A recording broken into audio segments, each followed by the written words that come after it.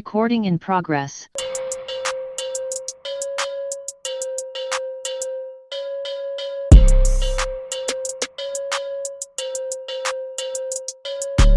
Live from Redding, California. Out of Phil's Airbnb. Mitch is in his closet still. In the clovis. It doesn't get better than this. We got to do an open mic last night. Yeah, that was pretty cool. In Redding, Yeah, California. okay, guys, I want you to talk about that in depth, because for the listeners at home, Redding, California, they don't have open mics, like, ever. And then all of a sudden, Trey texted me. He was like, "We have an open mic." And so I want to know, how did it go? I want to know everything about it. Where to begin? Okay, it was kind of chilly outside, not too cold. It's a chilly Tuesday. Just enough. I arrived first. I was nervous. The bar was quite empty at the time. It's at Shameless O'Leary's, and I walked in there and I said, the first thought, to be honest, Trey, was, oh no. That was my first. I saw the stage and I said, here we go again. I said, here we go again. But, oh man. So Trey arrives. You know, and as Trey kind of came in, like other people started showing up. We go, I'll tell from my perspective, and then you jump in or interject when We'll go back in time. Yeah, we can like go from my kind of do one of those cool like movies. The Slap. Yeah, like the slap. Like the slap. Like the slap. Or did you guys watch that Night movie? I'm gonna botch that. It's the one. It's the Duel. Yes. That movie was about 5 hours too long. I can't watch the same movie 3 times in a row. Boo. That's a segue. You're like, oh, that was a little bit different that time. Oh, I'm glad we got to see her perspective. I'm glad we took an hour watching the exact same story, but a little bit different from her perspective. Gosh. Yeah. Whatever. Yeah. It just you just changed. You could have just done that by side. Anyway. Oh, that movie. Friggin' in it. That end though. Shoot. Anyway, Shameless. We're in Shameless. We go up and talk to the guy who's hosting it, and he goes, all right, yeah, you guys do comedy? We're like, yep, we're ready to sign up. He's like, okay, you guys think you could do a 5-minute set? And we're like, yeah. No, He's he like, looked you up and down like he didn't believe that you wanted to sign up. Yeah. We were like, hey, where do we sign up? And he like turns around and he like, at first he only sees Evan, and he literally like looks him up and down, and he's so confused. He's like, can you want to do the mic? Evan's like, yes, please. That's why I asked with my words. And then he's like, can you do 5 minutes? Evan's like, yeah. And the guy looks at me, and we locked eyes and realized that we had met each other like 5 years ago. And we worked on like this same like marketing startup together. And, Weird. Yeah. And he was like, Trey, I didn't know you did comedy. I was like, I definitely did not know you did comedy either. He's like, yeah, it's been like 20 years. And I was like, oh, okay. I was here, feeling bad that it's been 2.5 years for me. And so he's like, great, I'll put you guys first. Yep. Oh, nice. Dude. Nice. So he literally puts way, Evan yeah. shotgun. Yep. Going right to the front of the list. I was like, this is exactly what I wanted. Yesterday was like one of the busiest school days I've had. Late meeting there was a meeting I didn't know about. So by the time it's time to do this, I'm like, all the things we talk about in this podcast, but being prepared and like, Evan, I'm gonna write. We're gonna write our jokes. Literally did not have a set list. Did not know what I was going to do joke wise. I just knew in the back of my head, I have some jokes. I've had some jokes that I've done before. That was all I had to go off of. But the crowd came in, dude, and I will say, his name is Scott, who hosted. He did a really good job at setting the stage for what an open mic was, which was really nice. When you have a good host that says like, hey, these are comics who are just going to be working out the material. I feel like the audience was really awesome, really gracious. Thank you, Jesus. He talked us down so much. He's like, these comics are freaking awful, all right? You're not going to get Joe Rogan up here. You're not going to get Sebastian Maniscalco, all right? What you're getting is the lowest of the low. Like, he wasn't that bad. The bar was low. Yeah, he set the bar so low. He's like, we don't know what we're doing, okay? And everyone's like, all right. So in a way, yeah, maybe overkill on it, but I was like, yeah, okay, I would rather that. If I suck after this, I'm not coming back on this podcast. And I can't do it. No, it's not the point. But it was super fun. I think the set was okay for me. Like I had some good moments, had a lot of fun. It was good to get the energy out. Trey, from my perspective, watching Trey, freaking crushed it.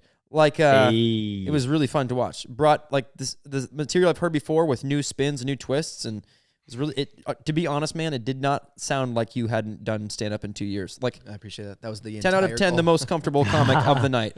So like, yeah, very funny, good crowd interactions. Yeah, Trey crushed it, dude. Not a bad first open mic. It was in Redding, California. I was super proud of both of us, honestly, because we were freaking out just a little bit. We walked in. First of all, I imagined that the mic was going to be like in the back room, kind of tucked away for people who were going to choose to opt in to an open mic.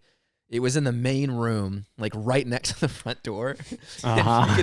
I literally watched people walk in, like while Evan was up, and they like looked at the stage and were like, "What the hell? Like, what's going on?" I was like, "Oh no, like, they don't even know it's an open mic." Like that's not always the best setup for an open mic. But Being thrust upon them. everyone was actually like a really good sport about it, and they just kind of like found their way to the table and like, I guess this is what's happening tonight at Shameless. And it went really well. Evan also is selling himself short. He did amazing for how like unprepared he was. Absolutely. Like literally, I was like, "What are you gonna do?" He's like, "I don't have a set list. I'm just gonna huck it. Just gonna go for it." I was like, "All right, I love dude. that. All right." Don't And know. then you could also couldn't tell that you didn't know what you were gonna do. Thank he did a God. good job of doing some old stuff, and then he weaved in some stuff we talked about on this podcast. Yeah. He did a dry run of the enforced by aircraft joke. Yeah. Oh yeah. Not bad. I cut it off short because I was like, the crowd doesn't want to hear the Vietnam bit, and I knew it. I just knew they didn't. Cut it off. And, but it was great. It was it ended right where I think it needed to end for that joke. I think the line about the Middle East drone line hit with like a kid like Christmas. You know, is it? Yeah, that was kids are definitely excited about it Christmas or kids fear in the Middle East, like kids Oh, in the Middle yeah. East fear, and that one worked pretty well. You got a lot of ohs, which is like, yeah, that's exactly what I wanted. exactly That's how you what I wanted to wanted. Now there's some good bits, and I think there's I'm gonna keep developing the back end of that one some more. But it was a super fun for a dry run of it. Yeah. Awesome. I was stoked with it. Yeah. The most Dude, exciting that's part is awesome. that it's going to happen every other Wednesday. So we actually So know you guys got a at mic least- to we have go a to. mic. It's twice a month, but it's Guys, 24 times more a year than we usually can get up in Reading. So Yeah, was gonna that's say, incredible. if you That's build it- incredible that experience gonna is say there in Reading, Mhm. of all places. You Yeah. know, like, and you know what's funny when you're talking about how that guy hadn't done comedy in 20 years. I love when people like that are like, I've been doing stand up for 25 years. You know, it's like they don't tell you that there's a 20-year hiatus in the middle of all that. JFK I love was that just crap. assassinated. I had some good stuff on that. Yeah, you guys heard about the JFK stuff? What's that about? It's mind blowing, isn't it? So this Reagan guy, Ronald Reagan, oh boy. yeah, it was a good time though. I'm so glad that we got to do it. It was nice to actually tell the jokes we've been talking about. And Yeah. you won't believe this, Mitch. I told 0 Hitler jokes. Oh boy, I wanted to. For the podcast listeners at home, you have no If idea they- how much Trey had to resist. If they gave me 6 minutes, oh boy. That last 60 seconds, I just would have said his name. How many times I could have. Hitler. Oh, I'm sorry, Hitler. It's just a punchline every time. Yeah. Dude, I genuinely am so happy because for the listeners at home, before this podcast started, Trey and I have been talking about stand up because I visit him a lot for work and I stay with him because he's married to my sister and I love staying with him. And we have so many late night conversations. And I'm always telling him like if you really want to do stand up, like you gotta leave Reading. gotta go, man. man. Always my advice. I was like, dude, you gotta leave. But the fact that they have this now, it's like, hey, at least you have that outlet. Of like Right. real audience interaction and telling jokes. So I'm so happy for you guys. You know, Reading, ugh. Reading is the field of dreams. And I said this. I was trying to say this, and I just never got it out. But you build it, and they will come. And you build it, and they will come. And I think And yesterday they built it, and we both we came. did not build it, but we You did. came. But we came. And Sometimes you build it so someone else can come. yeah, exactly. And sometimes you come so they can build it. If you come enough times, If they'll you come enough eventually times, build it. they will build it. yeah. But you have to. I've came. and you have to come a lot. That's the worst. Oh, so much. It's exhausting sometimes. It is, and it's not easy. It's pretty hard. It's pretty hard. I mean, especially after the third or fourth time you come. That's hard. Okay, on the topic of this exact thing, I was Lowest- working on the I was Lowest- working on the pitch deck, the show Bible for youth department. Yeah. This thing I'm writing, and literally I went up to look up a picture of like a congregation, and so I went to a real church's website, and the tagline at the top was "Come unto Christ."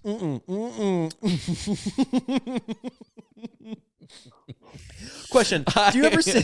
I'm not gonna go there. I'm not gonna go there. I'm gonna stay that tongue. I want to know Oh no. why no thought went into it. Like, why don't you think about your church's website for 10 seconds? There's almost a part where you're so pure you don't know how dirty you are. Well, and you know You what? know? What I was gonna say was if someone points that out, Then they yeah, are your a mind's sinner. in the gutter. Exactly. Right. Exactly. Or they wouldn't yeah, know. so- They're like, hey, you guys come? They're like, yes. Unto Yeah, Christ? so- Yeah. Come unto Christ. No. Yeah. Okay. There was a bunch of 50-year-olds that were Yeah. like, so we all agree, come on to Christ. And this one 30-year-old was like, yeah, I guess. Because if I say anything, I'm fired. Oh, So man. Yeah. sure. Gosh. Sure. Yeah, but I don't think. Yeah, that congregation's only that doesn't have any young people in it. I'm said it. Actually, I shouldn't say that. You were on the website. Did it have young people? I wasn't searching for a new It's got like a church. TikTok. Trey's church shopping right now. They didn't reel me in with their viral content. I was literally searching. I think my Google search was white congregation. That's going to be an interesting Google suggestion for you when your Instagram ads start popping up. I don't know. Coming to Christ, that ring a bell? Does this look Oh, right? yeah. We're going to get them.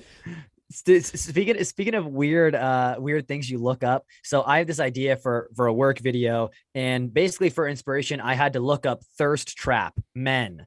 I had all these videos of like 18-year-old boys with their curly hair being shirtless and just like looking into the camera and like winking. And it was just so cringy, but I was like, I need to research this. Your wife sees your search history. Oh, man. Like, Thirst trap men? You've been falling into men's thirst traps? Yeah, but on People think I purpose. got a It's future. not bad. I'm doing it on purpose. I'm studying, okay? Get some knowledge. I am a talentless white male. I fall exactly into the category of thirst trap. Any questions of the week before we go on to material? Any questions of like, any hot takes? I got Any some hot. questions, I got a anything? hot take. Ooh. You got I got one. I got oh, one. a I'm hot take? I'm ripe livid about. Ooh, ripe. Okay. Ripe with a hot take, Evan. Ripe livid. Come on to us with this hot take. I'm gonna come on to you come on all to with the us. hottest take. You ready for it? Yeah. I don't know. I think I want to write a joke about this. I think it's going to be titled title that I'm about to say right now. Ghostwriters? Question mark. And the whole thing is going to be about authors who are not. End of story. That's end of sentence. Period. Ghostwriters. Oh, you piss me off so much. You want to know the analogy for a ghostwriter, guys? Here it is. I wrote this song. It's very good. And, well, I didn't write it, but I sang. Well, actually, I didn't perform it, but it's, but I'm making all the money from it, and my name's on it. Okay, I'm not going to out the person's name, but my brother was telling me about a meeting he had, and the person got a chapter back from their ghost-written book and said, I'm just a little upset because it doesn't sound like me. Dude, Oh!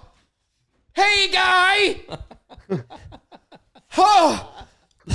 I've got a hypothesis! You, write the damn thing! Oh, no, I'm sorry. Like, literally boils my blood to say something. Hey, there's a solution! Write it! That's all I got for you. and then it'll sound just like you. Gosh, the idea that it's okay. What really I think a heart that makes me pissed off about it is in our culture right now, there is a complete lack of understanding of work and dedicate, like what it takes. So you have somebody who is an author who works. I mean, as comics and as joke tellers, you know how important it is to like come up with structure, the cadence of your joke. Well, not me, but most people, the cadence. Other people. Well, when you write, other people who write. But when you write, it's like you are thinking about the cadence, you're thinking about the words, you're thinking about the alliteration, you're thinking about the structure. If you're writing a book, you are thinking about all those things. So to just take somebody's skill that they've developed, just completely X their name out of it, give them a tiny little paycheck, and then you make all the royalties off their work. Oh, I mean, I've heard some pretty good, like arguments why you would have ghostwriters. They're not that good. Actually, they're not that good. Are you They're ready not for me to blow your mind right now? Yeah, go for it. I've ghostwritten a book. See, I've ghostwritten a book. did you feel like you prostituted yourself a little bit? A little bit, I'm yeah. really actually curious about that. Yeah, I was very poor at the time, very broke. And he offered me $1,000. $1,000. And I was like, that is like 5 times my monthly income. So I did it. And he was like a church leader, and I loved him a lot. Still love him a lot. But yeah, he was pretty involved though. So what he would do, and it was because he was like really busy, so he would send me voice memos. and stories. Or it would be like really rough drafts. Okay. And then he'd be like, make this, Make this you know, me. make this the chapter. And so then, so it was more rewriting. It wasn't like I was just coming up with stuff out of thin air. There's I feel like there's different degrees. There's of different ghosts. levels. My question is, A full ghost though? So for example, I don't mind co-writers. I'm a huge. Oh no, my name is not on the book. I'm a huge fan of credits. Give credit where it's due. I think that's one of the things that pisses me off so much is like give credit where it's due. For Jim Gaffigan's a stand-up comedian that he writes his jokes with his wife. That's freaking awesome. I look at that, I say that's the coolest thing ever. There's a married couple who is working together in this thing. That's awesome. Jim Gaffigan doesn't go every time he tells a joke, go, my wife wrote that one. He doesn't have to do that. Right. But there is in the credits that they wrote it together. But the idea of being like, going into the world and saying, I am an author. Right. And it's like, no, you're not. You're not, though. But you aren't. Anyway, that's my hot take. You can see it actually makes me. I love that. That Actually is makes a- me. Yeah. That's a my great hot livid. take. That's my livid. Hey, so this is my message for the listeners. If you're thinking about, having somebody else do all your work for you, and you to make all the money from it, I say this as Phil is literally producing all of our podcasts. Well, the good news is we're not making any money. Me. Yeah, we're not making. But the thing is, I'm Making serious. negative money. If you want to be a writer, write. If you want to be a singer, sing. Dude, are you Oprah? That You know what is I'm going to say? bonkers. I've never looked at a building and said, hey, can you ghostwrite that building for me? Hey, can you ghostwrite my house? You're going to build my house and I'm going to tell everybody that I built this. That's the dumbest concept. That's it. I'm done. I'm off my soapbox. No, hold on. But I actually used to think that when people said, we're building our dream home, I thought... Like from their hands. Yeah, I thought Paul and Wendy were out there just hammering away. And I was like, I'm so amazed at how many people can build homes. At what grade That's a do you good learn to point. do this? I actually I felt so unqualified to be an adult. I was like, I don't know how to build a home. Right. Like, how do you build your dream? Where do you get the time to learn to build not just any home, your dream home? Yeah. Like I can do a home for like Habitat for Humanity type home. Like, but your dream home, like Spanish style, like you're building that. And then I realized, they're just paying people and they're just like giving them magazine clippings from like Home and Garden, Better Home and Garden. Like, make it look like this. Yeah. And then when their friends come over, they say, what we did was we put this paint, we did this trim right here, and then we put this shelf in. And the guy whose like hands are all blistered, no credit. Minimum wage. He's a ghost builder. He's a, yeah. A ghost builder. Ghost builder, man. You need to lead a revolution, man.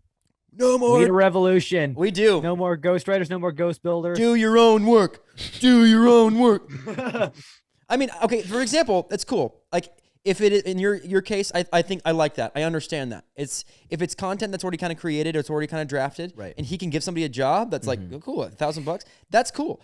But I don't know, man. There's just something that peeves me off about, I mean, imagine, Trey, if I went up, or any comedian goes up onto stage and tells all these jokes and then tells everybody that they're his jokes when he's got a ghostwriter. Like, Some comedians do that. I mean, or they used to do it more back in the day. They would pay people to write. They'd pay like young, starving writers to write their jokes. Totally. I mean, kind of in a way, every late night show does that. Absolutely. That's I mean, every opener. Yeah. So Oh, dude, coming for you, I would world. be the worst writer for someone else. yeah. Because my jokes are so much like, and then you do this dumbass voice, and then you do this goofy little impression, and then you use your body like this. Hope you're 6'1" and only weigh 150 pounds. Hey, how many moles do you have on your face? That's pretty vital for this next joke, Like, there's no way I could write for anyone else other than me. Yeah. And that's how it should be. That's the way it should be. Yeah. All right. Well, Couldn't be a ghostwriter. No, not a ghost. Not this guy. not this guy. Hey, we're human. We're Evan, human. You should do a TED Talk called "Don't Ghost Me." Oh my gosh, I will do that. Actually, no, I'm gonna make a whole podcast dedicated to this thing. Don't ghost me, bro. Don't ghost No, me. or it could be called Don't ghost yourself. Right, spelled R-I-G-H-T. Ghost right. Okay, and then what would You're ghost like- writing be? Like R-I-G-H-T. Ghost how right. to ghost write? How do you ghost write? It's like sustainable. Right now, we're living our life ghost wrong. Yeah, don't ghost I'm wrong. going to tell you how to live it ghost right. Boo, boo. Was that intentional? No. Okay, little ghost joke there. You makes didn't it mean to worse. drop. Little boo ghost. Anyway. I was booing the ghost wrong thing. Yeah. I wanted to be clear. I he was not gets it. adding to Mitch's joke. I was taking away from it. See, that's why I couldn't write for someone else, Mitch, what's your hot take? I feel like you have one. This week I don't have a hot take. You know what my hot take is? Atlanta drivers are all a bunch of dumbasses, and I hate them all so much. That's my hot take. I've seen so many car accidents on the Atlanta highway because I lived in LA for 6 years. People are like, oh, LA traffic, and I'm like, dude, I would take LA traffic. If my wife wasn't trying to sleep in the next room, I'd be yelling. Listener at home, I am so mad. I was late to this podcast because of traffic on the way home, dude. And it's like everyone wants to just follow your tail. Everyone wants to be right on your tail the whole time. That's all they want to do in Atlanta. And then they shine their bright lights at you, and everyone has the brightest lights in the world. And you know what else I realized? I know that Trey's a truck driver, but every truck driver here in Atlanta. Oh. This is Trey's on his way to Canada next week. On every truck driver. Every truck driver in Atlanta that I've seen drives as if their daughter is in the backseat dying, and like they are rushing to the hospital. That's how all of them drive, and I hate it so much. They're all in such a rush. And the last thing I will say about how bad Atlanta drivers are is that I was driving across this pedestrian crosswalk, right? And there was a sign before the pedestrian crosswalk that explained what a pedestrian crosswalk was. Oh no! It's like that's how bad these. It like the sign literally said, "If person is walking, you stop." And I'm like, how dumb are these people? Person walks, stop car. Yeah, it was just written like in crayon. Just backwards R's in there. Dude, Atlanta drivers are, and I know that every city says that their drivers are the worst drivers, and I'm like, I bet everyone has a case for it, but dude, Atlanta drivers suck. They're terrible. Well, thank you for sharing, because I never want to drive there now. And that's something I did not know. And the thing is, I never minded LA traffic. Like I kind of agree with you on that. And I never grew up in cities, but yeah, I can't imagine traffic's. I couldn't do cities purely because of the way of what you just said, and you confirmed it. Nope, I don't want to do that. Nope. Truck. Yeah, it's not the amount of people. It's like how dumb they all are. Yeah, and how they're all ready to just merge all the time and not let you know. I hate it so much. I definitely thought you were telling everyone that I was a truck driver, like a semi-truck driver, like a career. And I was like, no, why are you lying about me to my face right now? It's because like every single truck driver I've seen is such an ass. But every time I drive with you, I'm like, oh, you're a good truck driver. And there's another guy I know who drives a truck who's a good driver, but it's so like, you got two. Well, let's there are two in the world. Truck drivers in cities. It's because it's like, okay, first of all, what is it? What are you doing owning a truck in a city? Because here's a couple cases for that. You're not doing any ranch work, so that's stupid. Your tires are way too big for the gas mileage that you're wasting. It doesn't make sense to own a truck in a city at all. So, of course, they're going to be bad truck drivers because they're bad at making life decisions.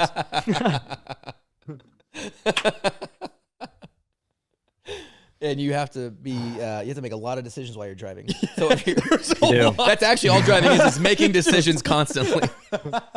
Should I use my turn signal or should I just go for it? No, I'm just going to vape and ride. I'm just going to vape and listen to fucking Rick Ross. Just got to crack open my cold light bud. Which is a vibe, by the way. Sharp left. Vaping and listening to Rick Ross. Cold light bud. It's an off-brand. Cold light bud. It's not a Bud Light. Yeah, it's a cold bud. Light bud. A little cheaper, more affordable. You know, Bud Light's so expensive, right? Yeah, gosh, I gotta go with the light bud. There's got to be a better way. Yeah, it's too expensive. I thought about that the other day. This is not my hot take. I may not have a hot take, but in gas stations, I realized like if you wanted to be an alcoholic, how easy that would, like how affordable it is. Oh yeah, it's so affordable. Like gas stations almost facilitate alcoholism. They have like 100%. If you don't care about the taste, we'll sell you these shots for 99 cents. They have them at the front register like it's an impulse buy. It's true. Well, think about it. Gas station, you got cigarettes behind, lotto tickets, alcohol. Yeah. And you have to go there because it's where you refuel your vehicle. Yeah. It's kind of crazy. And you have those weird like weird rhino sex pills. Yeah, what are those? Oh, dude, hey, don't knock them until you've tried them. Yeah, I'm like, they're huge. They're pills. like the size too of like big. 4 pills. Yeah, that's too big. $10 for one. And it's like, eat this pill, you'll have a boner for a day or whatever. And it's like, I don't know if I want that. Have a boner for a day. Yeah, gas stations, and it doesn't get like if you notice the front convenience stores, you got all the candy at kid eye level, so it's just garbage, and then at the adult eye level, it's the equivalent of the kid stuff for the adults in the back. Gas stations, man. You could be onto something very big about what's wrong with America. Have you ever noticed the way a gas station is set up? Yeah, we're about to crack the code. Let's dive into that. And then we have a cool little tambourine song in the background. Not tambourine. Tambourine. No, that's not the word. I was like, and then what was the like a salt shaker? Xylophone was the word I was trying to find. Ding dong dong dong dong. Oh yeah. Gas Okay, stations. wait. Like Okay, an Evan, NPR show. keep doing the xylophone thing. Evan, keep doing the xylophone Ding thing. dong dong dong ding dong. In American gas stations, you'll find many penis rhino pills, along with shots of vodka. Cigarettes and scratches are the usual. American gas stations, ruining the city. Cuts to an interview. Yeah, I take rhino pills at least 4 times a day. 4 times a day. That's how I get through tonight. That's how I drive. I stick shit. I'll be honest, I never don't have a boner. That's the only way I can get this corn. I don't know what we're talking about anymore. I think this would be a great episode, though. On NPR, we are going to be. You have to, if you're going to do NPR, you have to put your face right on NPR. We're going to be diving into it. It'd be fun to do a mock episode where we just kind of improv. Anyway. Oh, that's one of my favorite things is like Yeah. like actual mockumentaries. Mm-hmm. You know, not like The Office style, but like I mean like legit a documentary. Like that's documentary a favorite. now. Oh, Like documentary I now. love with, yes, like documentary now. Those are the so best. good. Yeah. Goodness gracious. I like the gas station topic. Do you have? No, let's stay in that. Let's stay in that convenience store. Let's stay in this space. What else? This little bell. We just walked right in. Trey, what else makes you mad about gas stations? Let's all go around and say one thing that we don't like about gas stations. Let's really break this down. If you can believe it, that was my only thing. I don't have a big built-up list of grievances against. Oh, let me get my list. I've been waiting for this. Sticky floors, right? Always sticky. I have that. Finally, the station reason I grievances. started this podcast. It's finally happening. Talk about gas stations. Anyway. You know, it's kind of weird when you walk into like a really, really nice gas station. Yeah. That's a little off-putting. Yeah. When it's like bright lights, the bathroom is really nice. They have some fruit. Like, what the hell? What the hell is this place? But the thing is, you always get back in the car, and the first thing you say is, the first thing every time is, that place was kind of nice. That's yeah. every time. If there's any sort of decent gas station, that's actually a pretty good gas station. Was Yeah. it Wow, nice that for was you? kind of- You asked your wife. Was it nice for you? Yeah, it was really nice for me. The bathrooms were clean. Yeah, no graffiti. That's great. That's how common it is for gas stations to be not good. Back home where I'm from in Oklahoma City, it's Quick Trip is the name of the gas station. Okay. That's like the luxury. It's like Target. It's like if Target designed a gas station. Really? Like if it's like Ooh. it's like if Home Goods designed a gas station. I kind of. Wow. It's just, that's I've never even It's a heard. whole experience. That's a yeah. market that could be tapped into. Home goods gas stations. Home gas. Yeah, home gas. It's gas for. It's like they got charcuterie boards instead of crappy sandwiches. And they, like the refrigeration section is way better. Nice wine. That's a good idea. How can we make gas stations better? The one that I went to that was nice, kid you not, was called Big D's. It's called Big D. It's in Nebraska. It's called Big D. Was it a trucker gas station though, where they have like yeah, showers and stuff? Yeah. Yep. So necessary. Ooh. You've never Say been to a shower less. gas station, Mitch? I don't think I've been to a shower. I've driven my fair share because I drive a lot I used to drive a lot from LA to Sacramento, but I don't know if I was ever in a gas station shower situation. I don't know if No. California has the luxury of having places like that because Bummer. I'm missing out. Might be more of a Midwest thing. I yeah, don't know. it's Midwest are like, oh, we take care of our stuff. Where California would just be, it wouldn't. So Is that the stereotype the Midwest has? Midwest, that's they my take care of their stereotype stuff. of Midwest. We take care of our stuff. We take care of our. We don't have anything, but we take care of it. We're proud of our state. The second we get something, let me tell you. We don't have We nice don't be buildings, nice. but have you been to our gas stations? You've been to our gas stations. We take pride in They're our gas nice. stations. We got nothing but corn, but our gas stations are good. There's like scales in the bathroom. Yeah.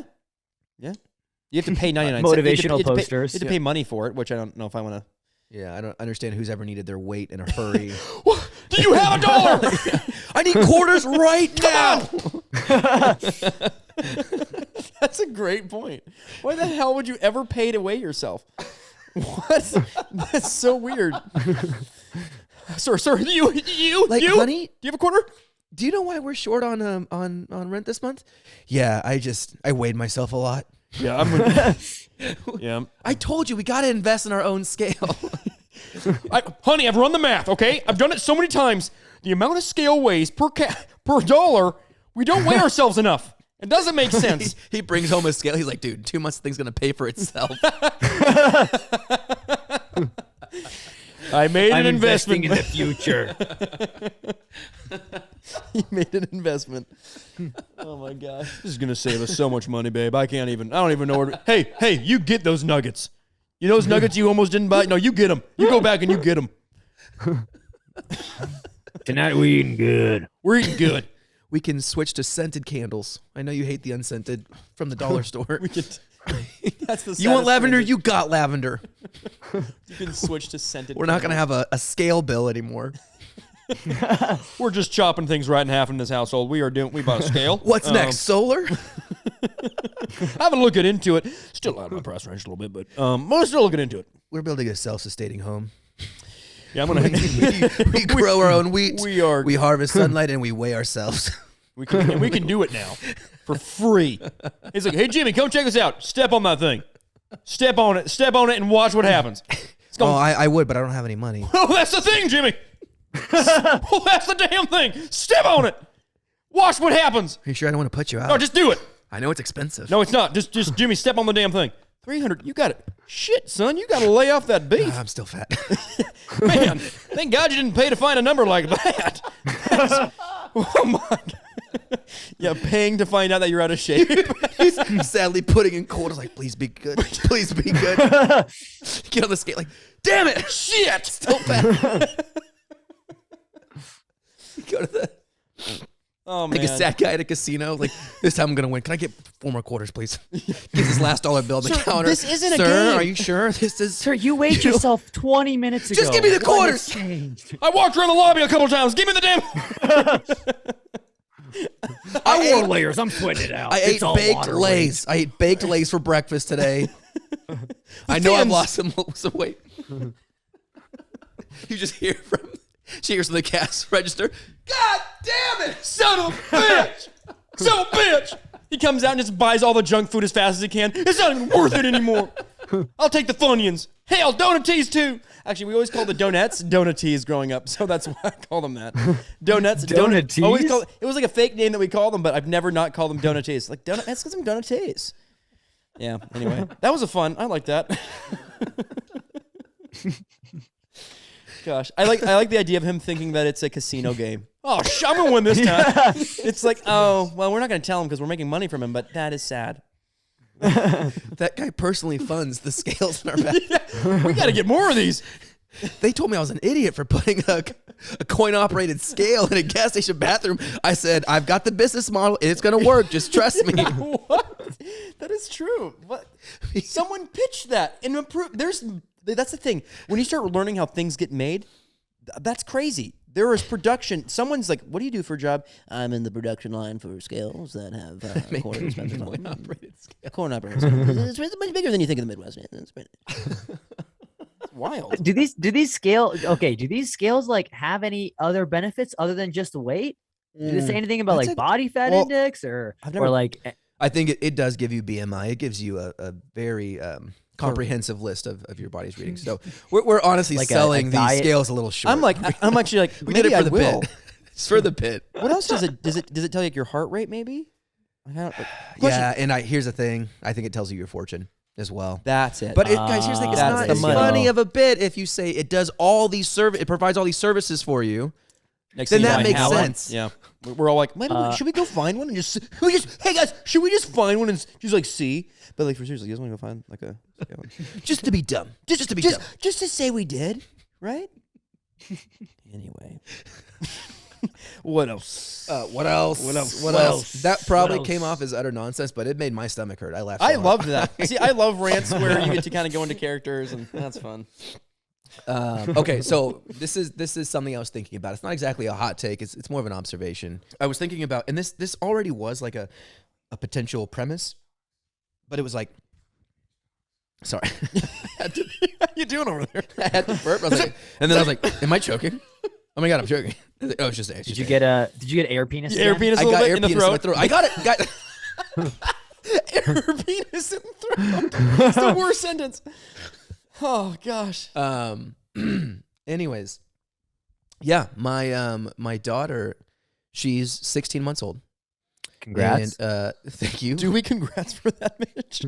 Well, No, it's- anytime anyone says anything about their child, you say congrats. Okay, Congrats. that's good etiquette. The law. Hey, Trey. If their congrats. child is alive, you congratulate That's them. so true. Congrats. Congrats, Trey. Congrats. You know what's so funny is like raising a baby is like no one. It's the ultimate like doing things that no one is ever going to appreciate. Anyone ever. That's Like- why you need a ghost parent. No, bro. Okay, night nannies Oh my are a gosh. thing. That's ridiculous. Night nannies. No. It's like you pay someone Come on. to come wake up in the middle of the night for you and feed your child when they cry. Whoa. Night nannies. No, that makes me mad. That's ghost parenting. That You might makes as me well mad. ship them off to boarding school.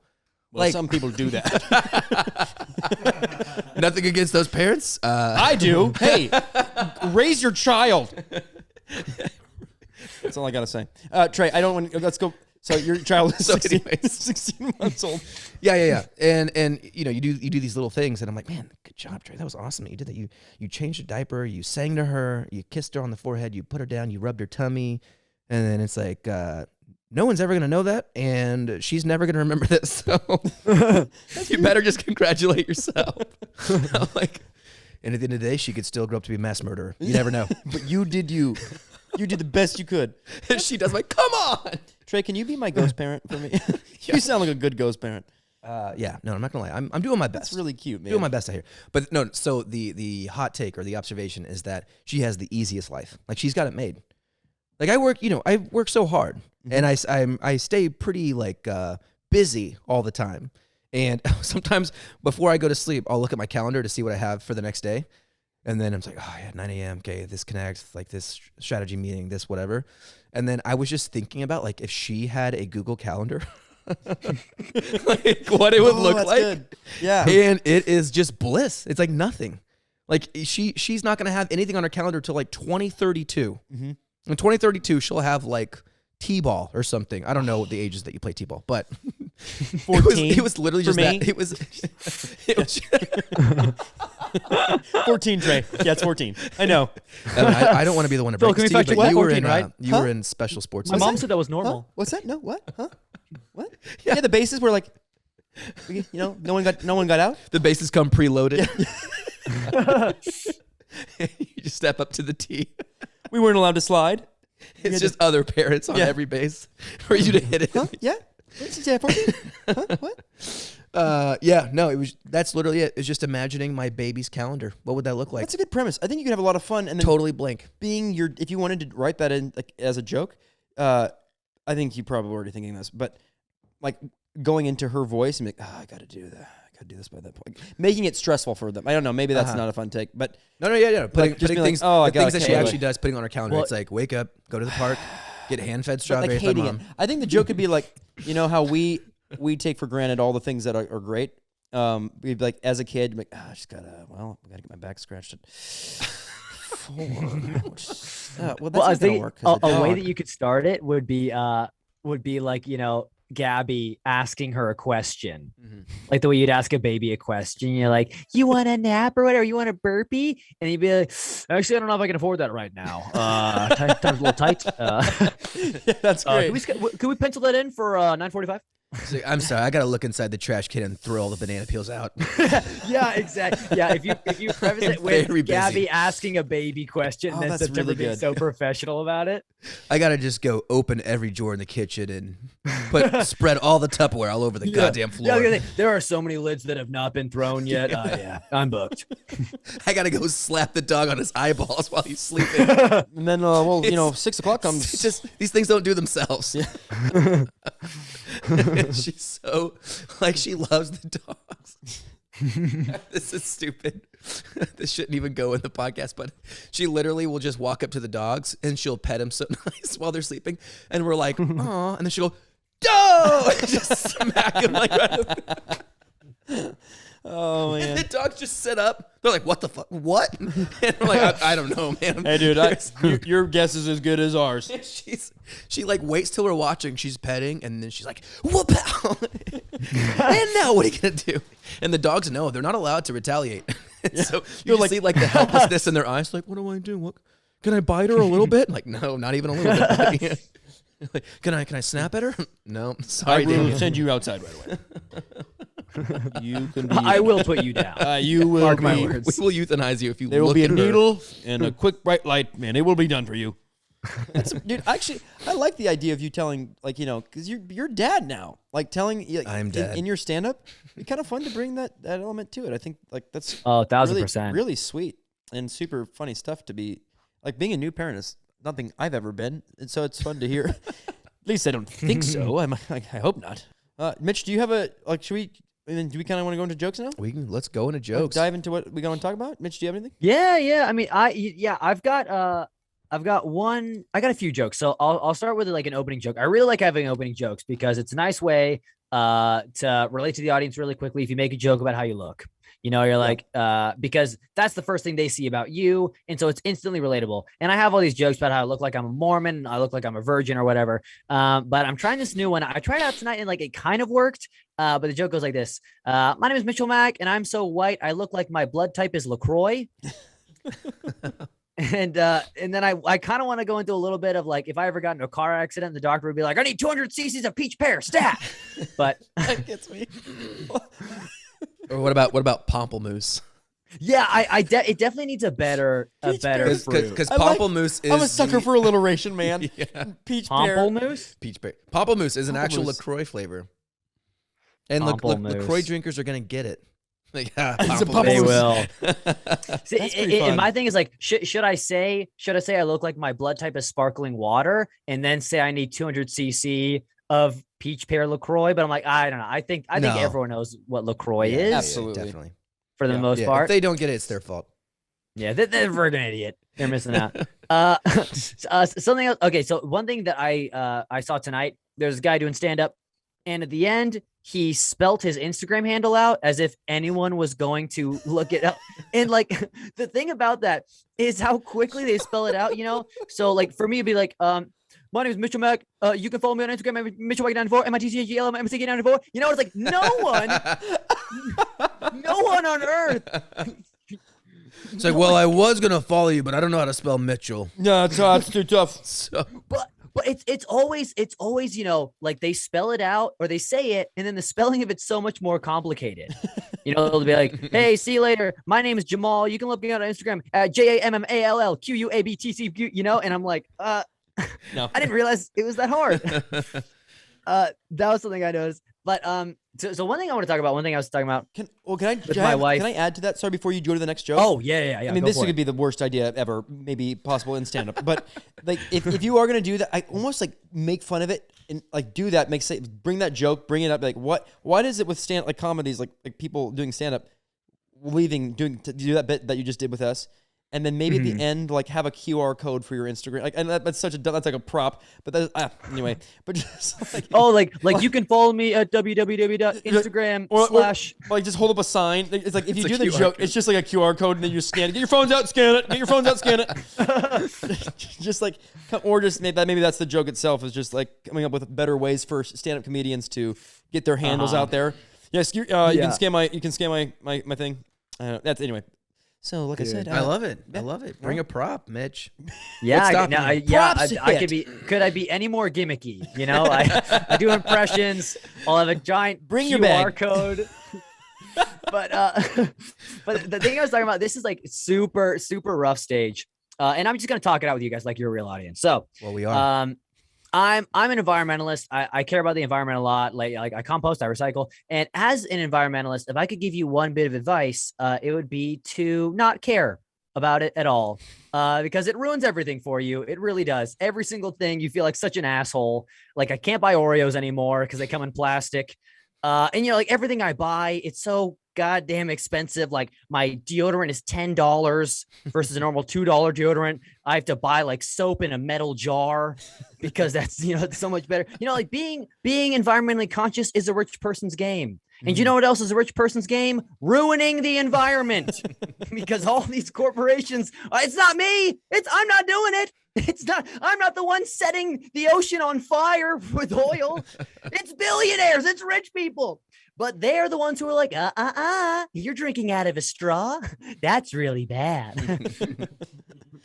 So that's the super rough premise of it. It's just like the hypocrisy of it all. Totally. The people selling you the metal straws are drinking out of plastic ones. Yeah. It's just the idea. Like, and I think it would be about that long. Just like a super quick bit about how like it really is all these companies like Nike. You know, I love how Nike's like, we're being environmentally conscious. And it's like, well, you use slaves. And, it's like, who are you to tell me how to be environmentally conscious? We have very self-sustaining slaves. It's like, it's very green. They feed themselves. The greenest slaves you could imagine. That's fun. I like They're Oompa Loompas. That's fun. It's so stupid. They love what they do, okay? Oh my gosh. Green slaves. That's good. Yeah, Mitch, go Yeah, to that open mic in Atlanta and tell a good old slavery joke. No way that goes wrong. There's some really great notes there. I think I'd almost want to hear you, if you could kind of dive into the topic of what do you do, because it's hard to be environmentally conscious because $10 you're paying more for deodorant, you're doing like you can't buy Oreos. But what do you do to, like, when you do buy Oreos, how do you justify it that when you are environmentally conscious and you do, like, when you slip up? I'd like to hear about your slip ups as an environmentally conscious person and how you justify it. Like, maybe, but there is something fun with the whole cycle of the thing of like, I love what you mentioned with the rich people are telling us to do it. And it's only the rich people who could do it, yet they're the ones creating the problems, and we're the only people that can solve the problems. You know what's fun about that? You know what recycling is? A cycle. So there's something like there's something in recycling. It's like you want to talk about recycling and then talk about the process of recycling, but maybe what's wrong with the environment and that would so instead of being like, well, they get plastic from oil and they blah blah blah, it would be the cycle of how people ruin everything or something. The real recycle. It's like, recycle as I drink it, it throws away, they reuse it. The real thing is I buy it. The company, spends $5 billion on marketing, which while they burn down the ozone layer. Exactly. Then you talk the real story of recycling that'd be interesting. That'd be fun to hear. I think you could have a lot of fun with that. Yeah, the real version of the cycle. Real cycling. The real cycle. Especially if I don't know what it is, but if there was an analogy you could bring into that. Oh yeah, I always that is one of my favorite things when writing comedy is like, what does this relate to? I feel like that's one of the most fun things. Yeah. In comedy is just like finding something that relates to that no one else would think of. But it's definitely missing a good analogy. One other joke. I have the bit about college football and stuff, and I'm trying to chop it down. I'm trying to tone it up, make it as good as I can. And I want to. I don't even know how good it is, but I'm gonna run it by you because that's what this whole podcast is about. That's what it's about. That's what we're doing. That's what it's about. And I ran this by my wife because I talk about how, there are so many teams, and I talk about how there are so many people on the field. It's very confusing and they're all over the place. And I want to talk about like the precision of football. It's like, when you have punters and kickers, that's where I'm out. It's like if I went to Trader Joe's and on my grocery list, I had tomatoes and tomatoes, I'd look like a real asshole, but for some reason on the football field, it's like, oh yeah, no, there's a difference. There's a difference. That's fun. That's great. Yeah, two different types of kickers. There could be something there. There's more. I'm too biased towards football to really appreciate it. I'm like, the reason why, Mitch, is because kicking off a tee is completely different than drop kicking. Trey's the exact person you're talking about. That's your damn fault. Do your research, Mitch. He's like, Mitch, that's a great joke. But do you actually know the difference between punter and kickers? Like punter and kicker? Because Mitch, there is a difference. No, I literally had to go like, oh yeah, I guess if someone doesn't get it, they would understand what the difference is. It's like a stretch of your imagination to be like, I mean, they're one's off the ground, one's you driving. I am not your target audience with the college football jokes. Okay. So this will be my last one, and then we'll move on to one of you guys because I have a bit about linemen, which is still super rough. where I'm like, what is the sales pitch for wanting to be a lineman? Like some coach sees like a 6'6" well-built guy. He's like, hey, fella, you want to never touch a ball but get brain damage? And then there'd be another one where we're like, do you want to be so strong you can flip a moving truck yet so out of shape that getting out of a chair causes a near cardiac arrest? Have I got the sport for you? Where he's like, what if it was something like, do you want all the brain damage of football and none of the glory? Yeah, Or like, Yes, yeah. Or like none of the credit. Yeah.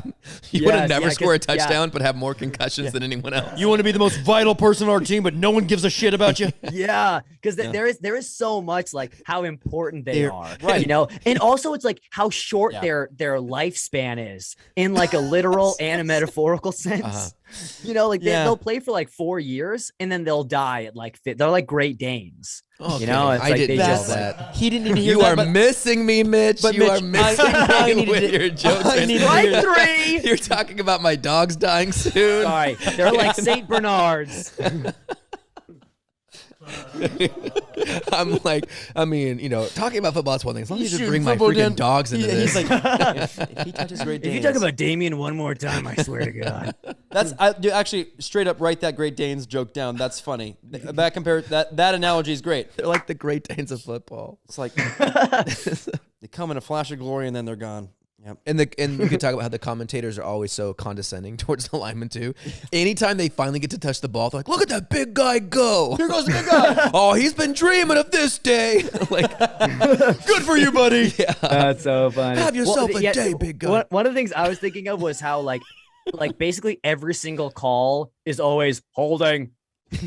You know, and it's always some gigantic 7 foot 400 pound unsuspecting dude, you know, and they call us number, they're like number 74 and he's like, oh damn it. Yeah. Literally, their job is to push and shove, but if they accidentally grab the shirt, like That's it something costs I fans wanted to roast 'em. say.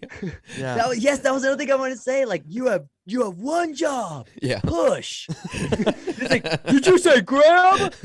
No, push. We're gonna call you out in front of 80,000 people and your girlfriend. We're gonna Yeah, say your I think- jersey yeah, I think- number so everyone knows. Then we're gonna show you up on the screen. Number 74. Cut to number 74 right now. Cut to 74. Can you please do like when you He's when just you breathing do it, though, heavy. like act it out with like that because they always have the hands on the hips and they're like Yes. They look up at the screen to see if they really did it. They're like, "Yeah, I did it."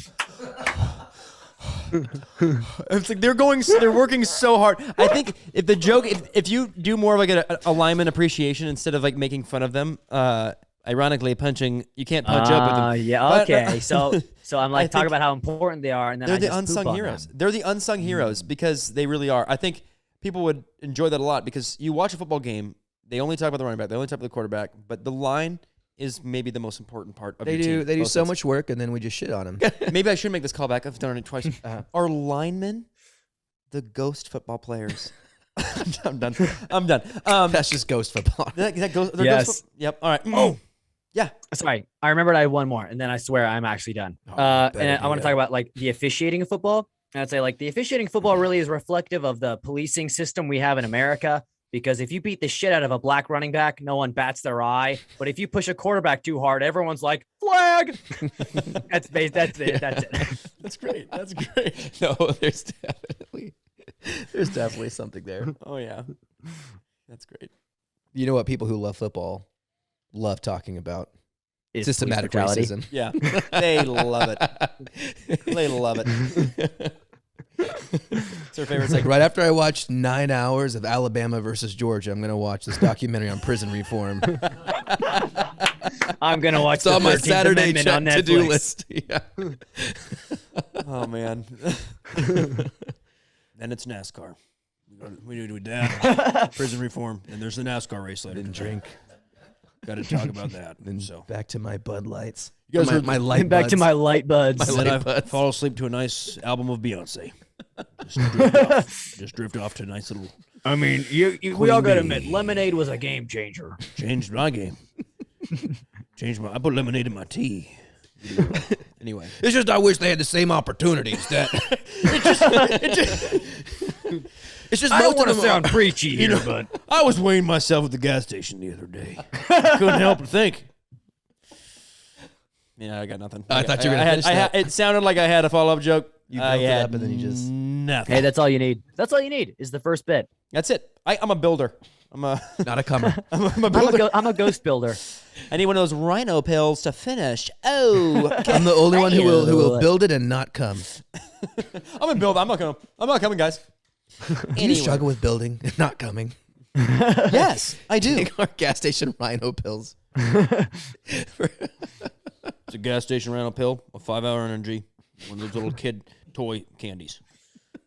What? 3 out of 4 times I get a heart attack. Oh my gosh, you know the kid toy candies? It's like where it's just the shittiest candy, but like a really crappy toy as well. Anyway. I'm back on the gas station grind, and no one knew I was there. I wasn't ready to go back. Yeah, to the no dude, one- you took I a, was- you took a turn there.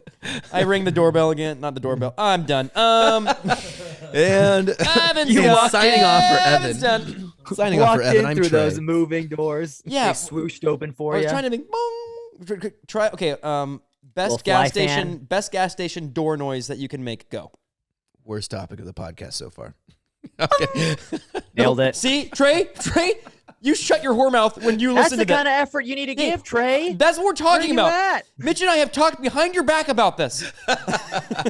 How whenever we bring up gas station door noises, You always Trey's all run of a away. sudden so high and mighty. Hey, if you don't have one, Trey, it's okay. All right. I'm sorry, it's supposed to be yes and. All right, never say no. You never say no. Well, you start applying that. Okay. All right, I got one for you. Yeah.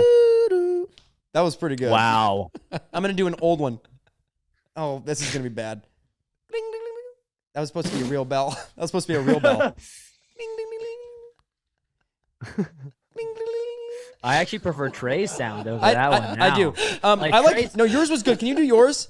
Trey's like a Foley artist compared to you, man. Yeah, I'm like ding, ding, ding, ding, ding. Oh yeah, okay. For all the what am I thinking of? For all the door heads at home. Mm-hmm. Here's the sound once again.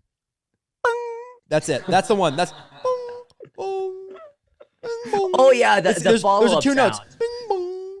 Bing bong. Okay, we need to move on. And- We've lost everyone. No, we didn't. I think we gained 50 I think- followers. yeah, people started listening at that Hey, point. there's our Instagram reel right there. Bing bong. Bing, bong, bong. Let's instantly turn that into a social media clip. Yep, they're gonna love it. It's gonna take us straight Peop- to the top. People will be twerking to that in no time. Sorry, have you listened to the Door Noise podcast? Yeah, but you got to hear the remix that they're making out of this thing.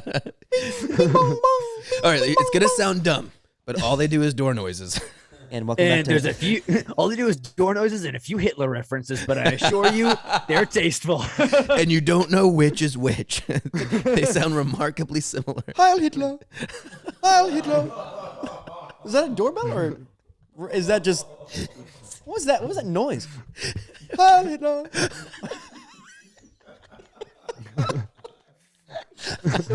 Once again, for the listeners at home, I'm Mitchell Mack, and I'm bowing out of You that know one. what? And this is gonna surprise you guys. I'm Trey Ellis, and I absolved myself from hailing the Fuhrer. And I am Evan. And I am Evan Pearson. And I will be working at a gas station soon. I'm Evan Pearson. If you want a great ass deal on some rhino pills, come to me. The sweet irony of you working at a gas station 3 years from now. You would not believe. Welcome to Conoco. I'm Evan. How can I help you? Why am I working here? Well, listen to our doorbell Welcome. entrance. You'll know why. Welcome my to Come gosh. and Build. What can we get for you? It was going so well. We were 5 episodes No, in. That's a real gas station. Was the gas station from my home state was called Come and Go. with Oh, a we K. had come and goes. You had Come and Oh, Go. we Oh, stayed yeah, with the no. come and go. Yeah, I did not we've all seen it believe come that's a and real go. name. I came and go so many times. Oh, so, but you had to come and go. You never came and go. I came and went. Well, you never came to. You know what? You know what I've heard? Women have a harder time with that store than men do. Like I've heard that, like 99% of the men easiest time with that store. 50% of women. They've never. They've never come. They've and gone. never. They've gone. Don't They've get gone. They've gone. They've never. So bad. Man, Oh gosh. who would have thought we'd Man. set the world record for saying "come" in a podcast? Men, learn, women. Just read one book One book. or talk to your wife for 15 minutes. Just read Pride and Prejudice once. During this whole time, I haven't got the thought out of my head that I need to apologize. I also don't approve of Hitler. So if we haven't confirmed that, It seems like you do. no, that seems was like you approve No, of the him. thing is that was You know, I'm glad no, you said that, Mitch, Evan. because it was a doorbell. It wasn't. It wasn't my approval. I didn't do the arm thing. That's true. It If was- you're not watching the YouTube video, I can confirm Evan did no I arm motion. didn't do an His arm motion. arms Yeah. stayed still as shit, I was scratching You know my what? nose. but he said it. He's a No, good I didn't. man. I was doing He's a a good doorbell. man, Guys, listeners. I was doing a doorbell. to a racist gas station. All right, who's next? Who's next? We got Trey. All right, Evan. all right. Who's up? Here's the segue, and I'm just gonna say it. I'm gonna get it out of the way. Get it out of It's the the literal last Hitler joke I have in my library, Goodness and the gracious. reason that I'm gonna say it Is this episode because called? I'm it not gonna falls. No, it's not. And it's literally talking about because you guys know I have a tight 7 on Hitler. I sadly do. I got a tight 7 Are you minutes. kidding? No. Yes, I'm kidding. I was like, I don't have 7 minutes. No. Just But timed it but out. but I've got a few that I am gonna do. I am gonna do the logo approval one. Mm-hmm. That's just a good time. And then so I'm gonna tell a few and then be like, no, I know Hitler's the worst for sure. He's the worst so far. And then to Mitch's point, but I watch college football and I know every few years some young gun comes around and absolutely shatters every record. Oh, I like that. Yeah. It's like, yeah, he's the worst so far. But there's time. There's time. That's it. That's the whole thing. That's fun. That's all I have. This is a terrible idea. Keep going. But in the same way that we have goat conversations when it comes to athletes. Goat conversation when it comes to what? Who's your favorite dictator? Go. Yes. Top 3 right now. I didn't catch just, this. just like guys like listing off their reasons, you Goat. know, in being like, oh, like, you know, you need to think of who, but who's the guy? Stalin. Like in ancient Cuba? China. Oh, is it Genghis Khan? Genghis Yeah. Mongolia. Actually, he was Mongolian, I believe. Mm-hmm. Okay, so you could bring Genghis Khan in there, and because the thing is, you know, like when you're talking about the goat, it's always number based. Oh no, never mind. No. That's dark and very funny. No. Sadly, Genghis Khan is far and away The worst. the worst at the He's the goat. He's kind at being of the best. the Wilt Worst. Chamberlain of this, if you will. It's like he puts up numbers that you're like, well, that's not true. But it's because he was setting those records before we took records. That's true. Exactly. There's no real 100-point game, 50 points per season. You know, I mean, yeah, that stuff doesn't happen anymore. The game's changed, folks. Phil's jumping in. I got a good Genghis Khan statistic. I'm ready. Okay. He killed 10% of the global population when he was alive. Wait, question. Sorry. the 10% heck? of the global population at that time, or like compared to time. us? No, of that time. Of that time. Goodness gracious. Wow. Well, that makes me feel better about living with my parents. Okay, a little bit. Makes me feel a little bit more like, you know what? I'm gonna be okay. Hey, at least he made Hey. a name for himself, Evan. That's true. We're talking about him right now. Damn it! You know what? I want to bleep out his name. I don't want to give him any more credit. Was it? I I've don't heard give any more I've attention. heard multiple people though call him Genghis. I was watching. Genghis. No, guys, this is crazy. I call him Genghis Khan because I'm a human, a normal person. But I was watching. I love history YouTube, so like I watch a bunch of history like type of videos on YouTube, and they were like Genghis Khan was, and I was, but then I was watching a TV like Hulu history thing, and they call him Genghis Khan again, and I was like, well. One of us is wrong, and Nah, it's like people that call it a GIF when it's like it's a GIF. oh yeah, see that Okay, makes me feel it's better. a GIF. Mhm. Yeah, it is a GIF. Do you agree with that, Trey? You guys are team. I feel- You guys are team GIF. We're I team. think Trey's a GIF guy. I'm a GIFfer. You're a Uh, GIF. I'm a GIFfer. Oh Which is my it's gosh. fine. So are you gonna hang out with your jurl later? I really messed it up. Your Your jurl? jurl. That's a hard thing to say. Oh, you're gonna hang with your jurl? I tried to diss you, little Lou. Oh shoot, I messed that. Oh Sorry. dang it, Had a stroke. Man, Yeah, well, I was talking. Karma has G- never acted so quickly before. Yeah, that was instant. It wasn't even. It was current. It was Anyway. I say GIF because I hate how much GIF sounds like gift. Oh, is that sweet? Valid. Is that endearing? No, it's No, it's not it. no, it's not. I had to think about it for a second. No, Drake, I disagree entirely. I My just hot like take next week is there's just- GIF. there's no word that sounds like GIF. Well, about So what, it's like- what it's about the like- peanut butter? Spelled Yeah, with yeah, a That- J. that's peanut Jiffy. butter. Spelled That's- with a J. That's Jiffy. Oh, that's interesting. It's only one letter. It's a Y. Just want to add a little more in there. It's a little. Sorry, Trey. I love you. I feel like we had some. There's You know what, guys? I think we've hit an impasse. I don't think we're going to be able to work past this. We are done with this podcast. Of all the creative decisions we've had to come to an agreement on, this is where I draw the line. You either say Jip or you get out of the podcast. I mean, it's a 2 to 3. It's a 2 to 3 ratio right Cut to now. episode 6. Hi guys, I'm Trey. I am alone. Currently looking for co-hosts. Yeah, you're like, what's up, guys? This is the Jif podcast. You're listening to Unpaid Regular. And then Evan and I have a podcast. What's up, losers? Welcome back to Gif Rocks, aka known as Trey Sucks Nuts. You said it was unpaid regular without the S. Also known as Unpaid regular? Regulars. Unpaid. Phil jumps in with a great joke. Regular. Unpaid regulars. Unpaid Regulars. That's hilarious, Phil. There it is, Phil. Phil's been I need you on the mic Phil's for that been one. Promoted. Phil, pull up a chair. He was just our producer. Now he's the executive producer. Hey, Phil. Damn, Phil. Hey, Phil. If you're ever funnier than us again, I swear to God. Actually, I was going to Phil, we're threaten him. I going can't. to dub your joke over my There's nothing. mouth. I have nothing but good things to say about Phil, ever. You can't. You look at him and you're, no. It's too sweet. He's too sweet. What am I going to do here? This is a very, very terrible idea. Ladies and gentlemen. Okay, you got us on that one. Touche. That's pretty. Get Bye, outta Johns. Be bye, Johns. You know. This is Oh, this is not going to be a very joke podcast. This is. Oh shoot! That got me too. That got me jid, man. That got me real jid. Okay, we have to say the opposite. What were we even talking about? One of us is gonna tell one of our jokes we were developing. No, I Trey, literally you were talking just- about your last Hitler joke. That was my last Hitler joke that I'll ever write. I swear to God. I swear to God. God. I swear to John, dude. I swear to J-O-double-D, my guy. I swear to John. Swear to Jod. Lord John, please forgive us. Forgive us. Lord John, please forgive us.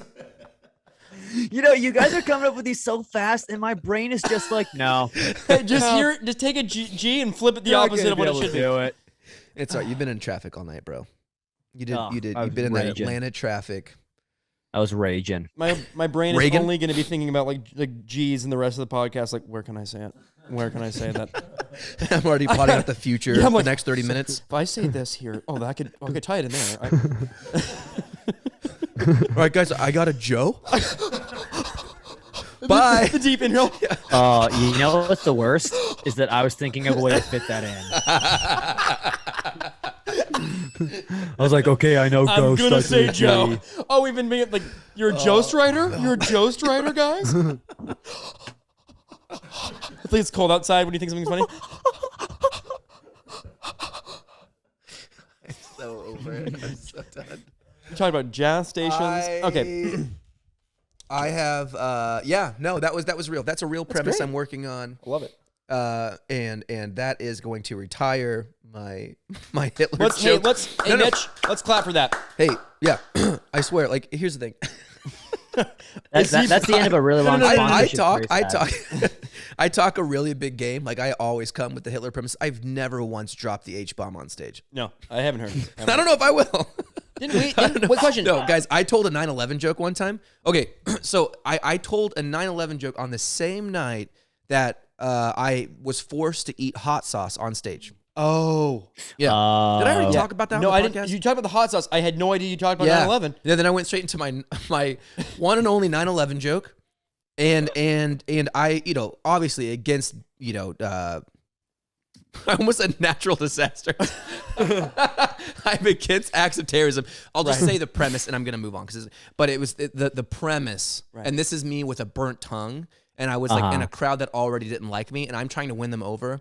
And like just a freaking douche. Yeah. Instead of starting off with something that's like, I know is going to work. I'm like, so the worst part about 9/11 is it was someone's first time to fly.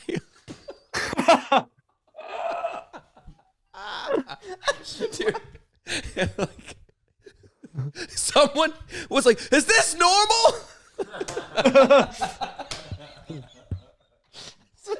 That's so sad. I just watched a documentary on Hulu, so it's really fresh. That's so sad. That's so sad. Like, Oh, paused, and then it went into like there's two guys in plane seats, and they're next to each other, and they're just like really fidgety for two completely different reasons. Oh, No. He's like, why are you nervous? Oh, it's my first time to fly. I'm just scared that we're gonna like crash or something. You know, it's stupid. He's like, oh, you seem nervous too. What are you nervous about? Oh. Anyways, I'm moving on. I'm moving on. I'm sweating. Oh gosh. Woo. All right, my next joke is about what else? Your daughter? What else?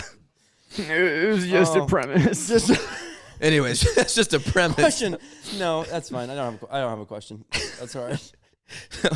The thing stopping me from telling the rest of the joke is I don't know how to do a Middle Eastern accent, which is really good. No one wants it. That's fair. No, my actual next joke is about being a good Christian. I'm such a fraud. Such a fraud.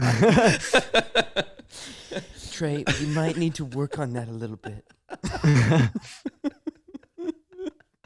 No, the idea is like talking. It's like joking about like how many rules Christianity has, and then talking about baby baptism, and like first, so I'm like, okay, so it's really easy when you start your journey of being a Christian.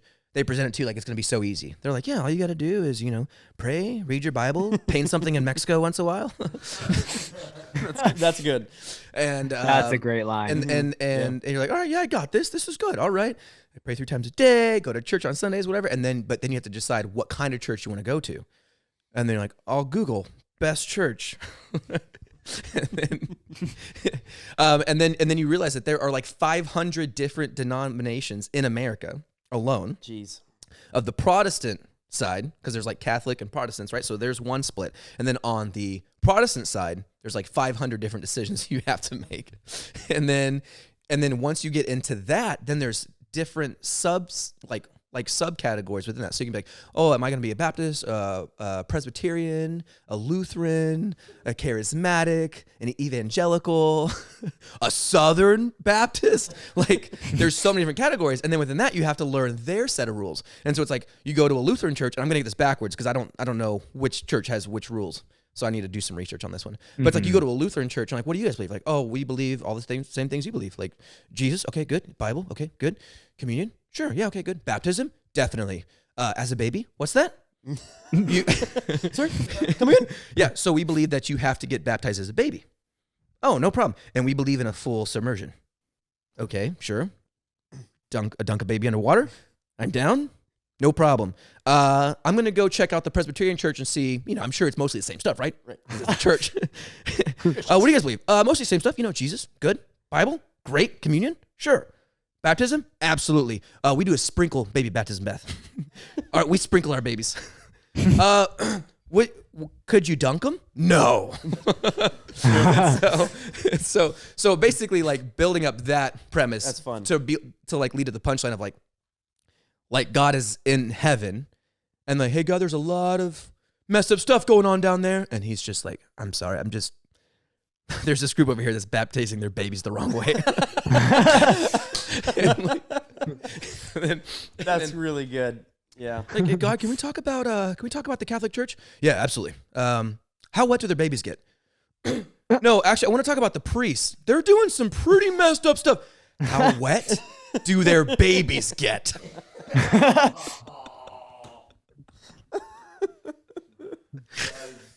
That's good. That's the idea. That's the great. idea. And I then, love that. And then talking about other rules like, some churches are okay with you having a tattoo. Other churches like, yeah, you can have a tattoo if you want to go to hell. Yeah. Super cool. It's Go like- for it. And it's like they extrapolate all these weird rules. Some church like, yeah, you can have a beer. And some people like, yeah, you can have a beer if you want to get kicked out of this body, you know. And then talking about weed and being like, whoa, but I mean, one thing most churches agree on is that you can smoke weed. That's like the rule that most churches like, nope, we don't do drugs. You can do all these other things. You can do pills. You can do Rhino as long as pills. you keep it private. You can yell at your wife. You can, but you cannot smoke weed. And then basically being like, and guys, here's the thing, I've kept to that rule. Like I haven't smoked weed.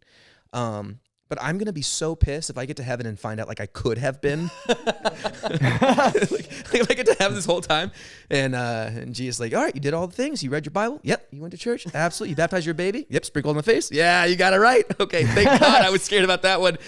And then he's like, yeah, it seems like you're good. I'm like, and I didn't smoke weed. And he's like, what? I'm like, I didn't smoke weed. He's like, well, that plant that I made?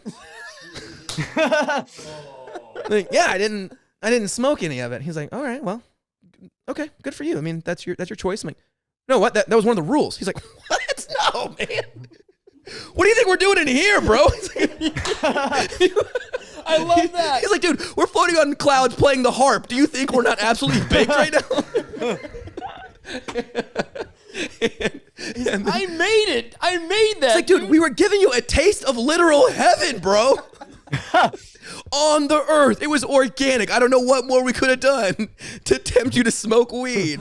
I'm like, no, I did it. Like it, and he was like, well, what'd you do when you got stressed? Like, I prayed to you. He's like, oh my God.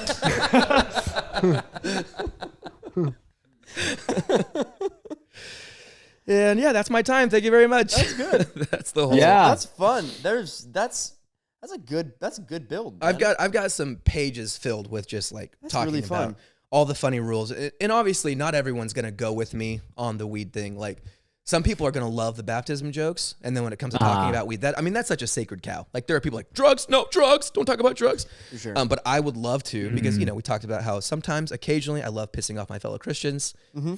Yeah. They're like, oh, you can yell at your wife, or you can like tell your wife she's not allowed to talk in church or whatever. Right. But you can't do this drug. You know. Well, Yeah. I will say, like, I grew up in, around Christian, like, luckily, like, I grew up in around Christian cultures that weren't, like, there's some cultures that you hear about, you're like, oh, that is, like, awful. That's terrible. Mm-hmm. But I never really grew up around that, knowing that. So, like, but then you hear about, like, just some terrible Baptist church, picketing and whatever, and just doing super mean, terrible things. Like, oh, those guys could use a little bit of correction. Mm-hmm. But so it's like, I totally agree with that. And also, because while you're telling that joke, I'm sitting here, I'm thinking like, that is actually funny. It is weird how we, like, we believe that. We totally believe that. And I think even if it is your conviction to not, is a Christian. The thing is, you're not going to be doing your crowd, like, you're not always going to be in front of a bunch of Christians, which is great. No, the joke really isn't. Yeah. For a Christian crowd, which is perfect. But like, even if you are a Christian, you're like, I love making people think, because hey, it's okay to think. Yep. And that joke makes you think while laughing. Yeah. I love thinking while laughing. That's all I want to do. And that does that. So yeah, that's a fantastic build. I'm really excited to see you interweave more into that. That's a fun playground. That's cool. Thanks. Yeah, I enjoyed it. Yeah, something, kind of thought-provoking and a lot like our doorbell material. Yeah, Our door chime. Definitely. It's on the same level. Now, what my joke is, what I want to really workshop is, like, anyway. Yeah. That's really good, man. Thanks. It's a good time. I don't even know if I have any. That's my first time to say any of that out loud, because That's cool. I've had that written for I think I wrote that last year. That's great. And then I completely forgot about it until yesterday on the open mic, and I was like, man, should I do this how wet did the baby get thing? I was like, nah, I need time. I need time to say Yeah, that. that's such a funny line. I think Evan was about to say the same thing. Like, I don't really have anything that I'd be like, oh, you got to do this, or like this might make it better. Yeah, exactly. It's like, like that's you just keep saying that, and I'm glad you recorded it now, because like the way you said it, I'm sure there's certain things that you'll listen back to where you're like, oh yeah, I didn't write that down or whatever, but sure. Yeah, it was really fun to listen to. Cool. Yeah, I think you have like right there, like one thing that's gonna be fun about the open mics is that you'll have 5 minutes. Mm-hmm. Just go up and like that section seems like it could be a whole 5 minute section without doing any other jokes, because I feel like you can tie it into the end, and in Christianity is there's a lot of funny things to go about, especially the denominational stuff. Like, like non-denominational is a part of the denominations. Like that's a denomination. I want to do like research and actually learn like exactly how many denominations they are, and then like there was a few I was able to rattle off, but I would love to be able to do like 10 of them, Yeah. And they're all ones people have heard of. I'm like, that is weird. Like First Christian, First Baptist, First Methodist, Church of Christ, Assemblies of God. Like just go through it, just to kind of paint the picture. Like this is crazy, right? And then maybe tie it into like there's no other business on the planet that could operate that way. Yeah. Where it's like the same thing. We have the same goal, but we're gonna call it different names. Yeah. That's a good. That would be a fun analogy. Like thinking about what if a business did do that, what would happen? Like what your branch does? Well, the KFC and this, Anyway, but I totally lost my train of thought. Trey, not Trey. Mitch, if you had something to say, I'm gonna think about. I had one thing that I wanted, as you were saying, like, I want to find out like 10 of these names or whatever. You should make one up and throw it in the middle there. And you should be like, there are so many denominations that I made one up and you didn't realize, like, because you should have like 11. And that it are wasn't real. Seventh-day Adventist. That's a real one. No, that's, just one that sounds like the rest of them. That's like a great idea. like I don't know, second wakening day. The second coming. Second coming. Oh my god. Second coming? Is that another gas station? Yeah, I love that. They have great rhino pills. Their wings, they have a great deal. Buy 10 wings, get a rhino pill For free. Forget about it. 32-ounce Coca-Cola. Evan, what you got? Dude, man, I really, if I remember what I was going to say about that joke, I really want to see that kind of develop more. That's super fun. For my joke, there's a couple thoughts, not written out yet, but, surprise. I've talked about this before. I think before we ever started doing the podcast, when we were just meeting and talking about jokes, there's one I want to develop more, and I think I want to try it out soon. I think it'd be fun, maybe even more stand-up form, but is the good king, like the king speaks, like what it takes to be a good king, and motivational speaking is like the priority. Like because like if you want to win a battle, you got to be a good motivational speaker, and just developing an idea about the guy who writes a book for kings back in the day about being a motivational speaker. And I wrote that scene out where it was about a king who's he's got his troops and they're all beat up and they're all really just they're all very, very bloody, and he's like, all right guys, like, you got this, He's like, how do I do this? And then he looks across the field and he sees the other king and the guy's doing like a TED talk, and they're all like looking under their shields and finding presents like Oprah, and he's like, this guy is on fire. This guy's good. And I think I could actually build that story in story form in a stand-up. Dude, set. that's so good. It's two opposing armies. Exactly. And there's two different kings. And he's like, and you have, because one of the jokes, in the writing I have, like, he sends a spy. He's like, hey, spy, can you, like, go over and observe what the king said and then report back to me, okay? And then but the spy gets captured. No, he never comes back because the king's so inspirational. That's exactly. He gets captured by the other king, and then the king, like, hugs him, gives him a brand new sword, and then he starts crying, and he's like, this son of a bitch. And I think I love scenario jokes. I love, because that's the way my brain works. The way my brain works is like in like kind of like writing sketch. And as I brought up with the Vietnam guy, which that one's not really reformed yet, but that one just, there's so many funny things that like the king of Pep is like a magic show. He's doing a magic show for his guys. They're like a prayer circle, like it's a karaoke bar, like whatever it is. There's an endless amount of things that the good doing an all call. Yeah, dude.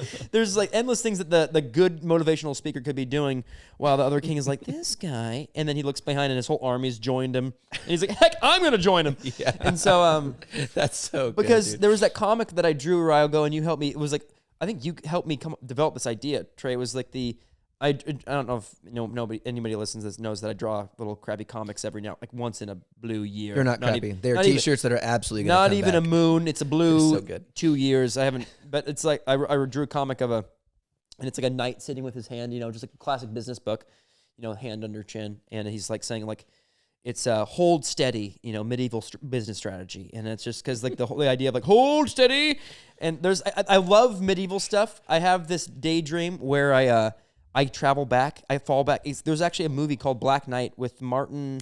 What's his last name? Can't remember. Very funny comedian. Sheen? Yeah, I think so. And he falls back in time, and he's like modern, but in a medieval time. And ever since watching that movie as a little kid, I would have that daydream all the time about what would happen if I suddenly transported back to medieval times and I had a Snickers bar on me. And I'm like, oh. And the only thing that saved my life was this Snickers. And I'm like, the king's about to execute me. Like, no. Eat this. This is a commercial for Snickers, apparently. It's actually would be a damn good commercial. But like I always had this dream. It's like the king eats the Snickers, and he's like, "This is good. I will spare your life if you make me the Snickers." And so I have this daydream of like, I lived the rest of my life as a medieval candy maker, trying to make candy for a king, trying to recreate the Snickers. There's like, but that's so. Yeah, those are the daydreams I get. So Do you think you could? No. Well, actually, here's the deal. But King, here's the deal. We're gonna need an expedition to South America. You don't know what that is, but we're gonna need some. We're gonna need some chocolate. What are the leaves? That's Cacao. We're gonna cacao. need some cacao. Cocoa is for cocaine, right? Cocoa leaves are cocaine, and then cacao is chocolate. Yeah. So we're gonna make coffee. And he's gonna be like, "What are you talking about? Get your ships." Oh, so it could be a fun. Get the ships, build them. We're going. Get your ships. You're not gonna believe this. There's a whole other section of this. We don't have time. Gotta make a Snickers. Anyway, that's so dumb. I think the King's Speech would be fun. The other one that I was thinking about was is called High School Superlatives, and it was about my high school superlatives that I received. How our yearbook did it was each person got one. Like not each person. It wasn't like everyone got one, but there was a boy and a girl for each of the categories, and Avery Collins and I shared the superlative. And Avery Collins may be the most. Okay, anyway, the superlative we got was most like, I'm going to, backtrack a little bit. The superlative was most likely to succeed, all right? Right. I got that. Ooh. Big honor. Wow. I got that. And my co-sharer of that superlative was Avery Collins. Now let's do a little breakdown, comparison of Avery Collins, where she's at today and where I'm at today. I'm just going to tell her what she's done, and you all know what I've done. Not a lot. Avery Collins graduated high school with a 4.3. 3.0. Wow. With a 3.0. No, with for a Avery. with a 4.2 GPA. Didn't even know that was Dang. possible. She was an all-state basketball player, all-state soccer player. I'm pretty sure she was first chair in orchestra. She got a scholarship to play soccer for Stanford, and she got a degree in engineering. And that wasn't enough. What did she do instead? She went and played pro soccer instead. So she's lived up to her superlative beyond. And so I want to do something with, because in the realm of school stuff, I want to write a set called School. I don't even know. But really doing a comparison, be like, Avery Collins, 4.2. I had a 3.8. Not too bad. All right, we're off. I'm a little behind. It's not a big deal. Goes to Stanford. I go to a ministry school. You know what she's doing, getting good grades. Hey, I love Jesus. Now, she gets a degree in engineering. I start questioning my life a little bit. And she gets an offer to play pro soccer. What's my Club Penguin account? Just like the deviation of like, oh, there was a close race and clearly Avery Collins won. Mm-hmm. I think that would be fun. And Avery Collins, if you're listening. Hey, something I want to ask, win. and like maybe this will inspire something, but this is kind of just for me. Like, so what was it about you and Avery that made people vote for you to be like most likely to succeed? Well, in high school, I went ham. I was very busy. Like I with like extracurriculars, did lots of like talent show hosting, videos, made so many like all the stuff that I still continue to this day. Which means like, hey, I'm in for the long game. That's kind of what it's like. I think, and I actually really appreciate that superlative. It's super nice, but it's just I think there's a funny contrast. I was very active in the school. I don't know. To be honest, let's ask my high school reunion. I'm not quite sure. Why did you guys think I was gonna be anything? You set the bar so high. I couldn't do it. That's actually really funny. I was like, maybe that's the joke. Is like right as I got that superlative, it was like, oh no. Avery Collins took it as like, yeah, I got this, and I took it as like, I'm never going to be good enough. That could be a funny take. That's a great question. Your opening could be, I'm just trying to live up to my high school superlative. Which is most likely to see. Maybe do some crowd work. Be like, what do you guys think I won in high school? I love that. And then that's going to be fun because some girls make best ass. Looks most Every like girl will say that. Yeah, best ass. if they like the state of Kansas and how flat it is. But and then you could be like, most likely to succeed. Most likely to look like Mr. Bean. Like most likely to succeed. That's super fun. I like that superlative, but I like the nature of being like when you have high expectations, because it's like you always hear, man, I never saw that guy who's the most successful. You would have never guessed it. He was a nobody in school, just C student, just barely getting by. He's a billionaire. I'm like, oh no, I did well in school, and I was most likely to be successful. I'm screwed. It's a weird lie that you kind of believe. You're like, oh no, I'm doomed. I'm doomed. People think too highly of, like, this is bad. They don't know what they're getting into. Making Hail Hitler doorbell jokes and just, It's a long fall. guys, I'm really sorry. Most likely to succeed. Next thing you know, you're hiling Hitler in an Airbnb basement. I'm just, you wouldn't believe how fast you get there. I gave the graduation speech. Like, I'm like, all right, guys, we're gonna go do this thing. I gave my speech at graduation. So there's a funny contrast. I was telling everybody, like, we're gonna go into the world. We're gonna do good things.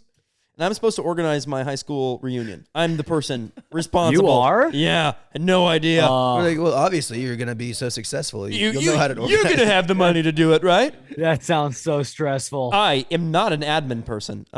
So, yeah, that's terrifying. What do you got, your 5-year coming up? We skipped the 5 year. I said, they were like, hey, you guys want to do a 5 year? I said, 10's the no, earliest for that's sure. the dumbest idea I've ever heard. 5 years? Yeah, That's 5 just is way more too high fast. school. I still know you. I remember your name. I wouldn't be surprised if I by can some of if I don't have to go, hey, you're then it's too soon. Uh-huh. Yeah, I think 5 years. That's a very dumb high school reunion. Mm-hmm. 10. We're doing 10 year, which is actually I graduated 2015, so that'll be here sooner than. Oh frick, that's Yeah, I mean, I graduated 2013, and so mine's coming up like next year, Wild. 2023. Yeah, that's crazy. Mine was 2 years ago. Did you? Oh, during smack dab COVID. Smack dab. Oh no. Thank goodness. Actually, that's actually good. Yeah, you're right. I'm like, oh, that's a bummer. Oh, Oh, no, guys. Oh, I wish. yeah. I didn't go to the Zoom one, That's believe it or not. But like for jokes, that's Believe kind of, it or that's all not. I got for you guys. That's good feedback. I like the idea of like how you even question me, like, why was this? Because that could be fun to build up. Like, it was going so well. It was going so well. It was going well. But there, yeah, that's kind of it. I've looked through my journal. I have some more ideas, but nothing that I've already taken up quite a bit of time. So I'll have some more refined stuff. That's great. Cool. I mean, we've all taken up quite a bit of time. Yeah, it's been fun. Oh, yeah. Fun episode. I've had a lot of fun with this one. What time is it? How long have we been going for? We've got a solid hour 37, bros. But that was Really? including. I pushed the record button too soon. We had to get like Yeah. set up. There's a solid 10 minutes at the top that's just gonna get shaved off. Yeah. But anything else you guys want to say before we sign off? Well, I just want to say to you guys, Mm-hmm. way to freaking go. This has been one of like the most fun things of my week. I look forward to it every time. I love you guys so much. I'm literally very sober tonight. Love you so much. No, but I really think it's so cool. Sober. I want to just say, like, Phil, thank you so. Like, honestly, we couldn't. It's just cool. It's funny we've been saying you build it and they will come, but it is weird how you start a comedy podcast and with it, it's weird. It's God works this way, life works Yeah, this that way. timing. You do something, all of a sudden, you're like, oh, hey, weirdly, there's a way we can go work this stuff out. It's just really cool. I think it is in a way like when you guys partner with something, like life is going to open the doors to it. Yeah. And I'm really super stoked to be in this room with you guys doing this. This brings me so much like peace in my week, and I really freaking same, love it. absolutely. Yeah. It's been so awesome to have kind of like this outlet, where we get to just like in real time create stuff together. And we're obviously bringing some stuff that we've already done, but then also in between those lines, we're kind of like co-creating just jokes and just good times, really, Yeah. And this podcast isn't going to be for everyone, but if it is for you, then thank you for listening. And we hope you've been having as much fun as we have. We agreed at the end of December to do at least 8 episodes together. And the fact that we're already done with 5 now feels crazy. That's pretty It nice. feels like it's been like 1 week, not 5 or 6. So yeah, that's been great. And I think you're right. It is weird how as soon as we start doing it, all of a sudden an open mic pops up in Reading. Mm-hmm. We've lived here for 7 years. I've lived here for 7 years, Yeah. and there's never been one. And now all of a sudden there is, and this same guy was talking about how he's going to try to start another open mic that goes in the off weeks if this one isn't on. So there might be something every week. And then there's also this other bar that's going to start bringing in comedians, So Cool. That's really fun. Fun stuff, guys. Dang. Hey, I want to give one quick shout out to Margaret because she posted on her Instagram story, and the thing she posted was loving this new podcast. Oh, And so, She's the Margaret, sweetest. we love you listening to this podcast, and we just love you as a person. thank you, Margaret. Do we get Do we get shirts now? You're the sweetest, Margaret. Yeah. Margaret? Yeah, Margot, you're the best. We Margot. heart Margaret. That's awesome. Seriously, thank you. That's great. And something else, I don't know, we could talk about this, but we've been saying the dates wrong for the original show that Have we agreed we? on. Yeah. Is it Every not time. the 18th? You said the wrong date, and then I've corrected you with the wrong date. No. It's July 4th, Evan. What we've originally said that seemed to be free on all of our calendars was March 25th and 26th. We were so off. So off, yeah. We said the 18th and 19th. You said wow. You said the 15th and 16th or something, and I said the 20th and 20th, whatever. Okay. But yeah, it's the 25th and 26th. It's the last weekend of March. And at the time, it was literally like episode 2. We looked at our calendars and we were like, yeah, this date works for all of us. So as long as that still stands, we are going to continue setting those things in motion. What's up, listeners? This is Phil, the producer. Just to clarify, the actual dates for the live shows are April 8th and 9th. You can purchase tickets and find more information by following the link in our Instagram bio. But anyways, back to the show. And Mitch, we didn't tell you this. We found an opening act for the show. Oh, man. We found someone who can do a solid 10 minutes. He is fantastic. At the open, you're a really good dude. And maybe we'll mention his name later, but maybe he'll even, dare I say it prophetically, be on this podcast at some point as a guest. He's a rad Gasping. guy. Rad dude. Yeah, he's really cool. We just met him last night. And Yeah. it was his first time to do comedy, and he crushed it. Freaking so awesome. Dang. That's Yeah. like one of those moments you're like, oh, yep, this kid, he's the same exact damn age as me. This kid, I tell you, This little guy. this little buddy, this little This little bud, stinker. this little guy probably gonna use diaper stain from a little diaper stain when he's gonna be so good. And he's gonna be so cute. He's better than me by a mile. This little buddy. Yeah, he's awesome. Yeah. So to anyone who happens to still be listening to this episode, Yeah. which I doubt you exist. is listening, Yeah. You're a could not trooper. apologize more. Mom, if you're still listening, this show in March is shaping up real nice. So I'm excited. Dang. Well, let's do a little cheeky sign off. Yeah. I'm Mitchell Mack. I'm Evan Pearson. I'm Trey Ellis, and you're listening to Unpaid Regulars. We'll see you next week.